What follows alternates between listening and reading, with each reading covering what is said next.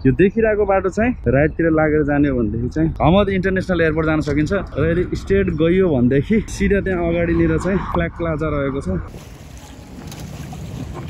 कौन सा मछली है भाई ये अब जो मछली मारता है उसे पूछो भाई, सही ना? नहीं, आपने मारा है ना? हमने मारा तो हमारा क्या मालूम समुद्र मछली का क्या नाम है। अनि एक साइड को तो डल्लै मिल्यो त अन्त। अनि एक साइडको डल्लै मिल्यो नि त भनेको ग्रिन मिल्यो। यो कर्नेसमा जुन यो सी रिङ रोड छ जुन कि सिटी सेन्टर सेराटन उतातिर छुन्छ र यो स्टार्टिङ पोइन्ट जुन कि यहाँनिर चाहिँ ओल्ड एयरपोर्टको यो अराइभल यहाँबाट सुरु हुन्छ र यहाँबाट सुरु भएर सिटी सेन्टर सेराटन गएर यो सी रिङ रोड जुन कि कर्नेस पनि भन्छ त्यो चाहिँ त्यहाँ गएर बल्ल एन्ड हुन्छ। सुरुवात चाहिँ यसको यहाँबाट छ। अहिले चाहिँ यहाँनिर यसरी टक्क हिँड्नलाई भन्दा पनि बिहान साँझ दौड्नको लागि चाहिँ यो बाटो बनाइदिइरहेको रहेछ जुन कि एकदमै दामी छ होइन ब्रो? नरम स्पोन्ज टाइपको होइन, जसमा दौड्दाखेरि बिहान पक्कै पनि मजा आउँछ। र साथमा यतापट्टि अरू ठुलो बाटो त छँदैछ जसमा साइकलहरू कुदाउन सकिन्छ, हिँड्न सकिन्छ होइन।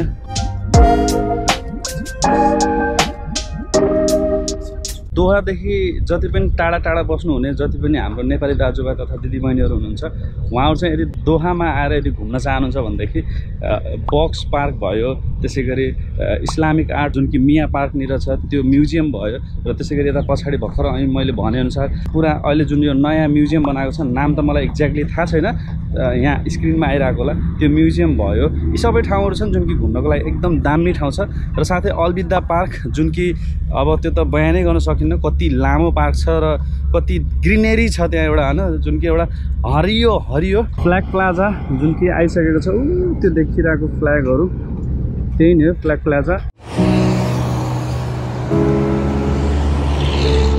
यदि नेपालको फ्ल्यागलाई हेरौँ कहाँनिर छ भनेदेखि तपाईँले यहाँनिर देख्न सक्नुहुन्छ।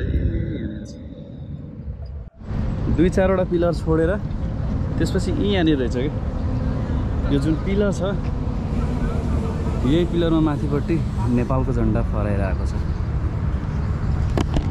छ नि गर्वको कुरा।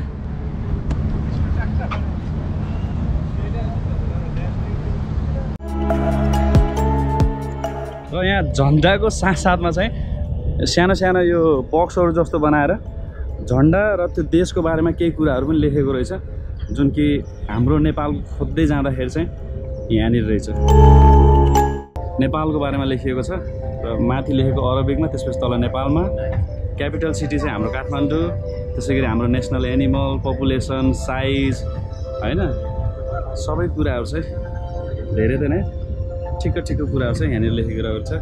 र द कन्ट्री फ्ल्याग भनेर केही कुराहरू यहाँ तल पनि लेखिएको रहेछ। सबैजना एक्साइटेड छौँ बक्स पार्क हेर्नको लागि। सो कदमहरू अगाडि बढिरहेको छ। वाउ, फ्ल्याग प्लाजा त्यहाँ भयो र यहाँनिर चाहिँ त्यहाँ अगाडिबाट भित्र छिर्ने बाटो र यो राउन्ड बोर्ड र यसपछि यता सिधा गयो भने चाहिँ बक्स पार्कतिर गइन्छ।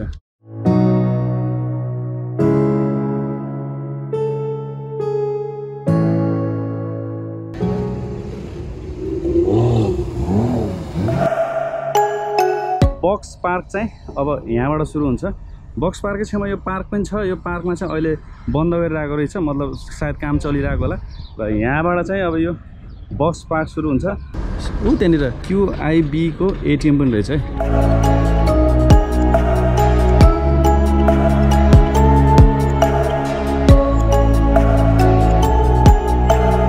यो भिडियोमा अहिलेलाई यति नै। यदि तपाईहरु पनि कतारमा बस्नुहुन्छ र दोहामा आएर घुम्न चाहनुहुन्छ भनेदेखि बक्स पार्क र त्यसै गरी फ्ल्याग प्लाजा अनि त्यसै गरी छेउनिर रहेको अलविदा पार्कमा मज्जाले घुम्न सक्नुहुन्छ। साथै इस्लामिक आर्ट पनि रहेको छ। त्यहाँ चाहिँ हामी गएनौं किनकि साँझ परिसक्यो। त्यहाँ चाहिँ अलिकति टाइमिङ छ क्लोजिङ र ओपनिङको, जुन कि अलिकति समयमा नै पुग्नु पर्ने हुन्छ। आउनुस् दोहा, घुम्नुस्।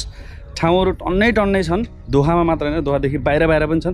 तर दोहामा चाहिँ जुन ठाउँहरू आज हामी घुम्यौं त्यो ठाउँहरूमा पनि तपाई मज्जाले घुम्न सक्नुहुन्छ, जुन कि कर्नेस एरियामा पर्छ र साथै अलविदा पार्क त छँदैछ।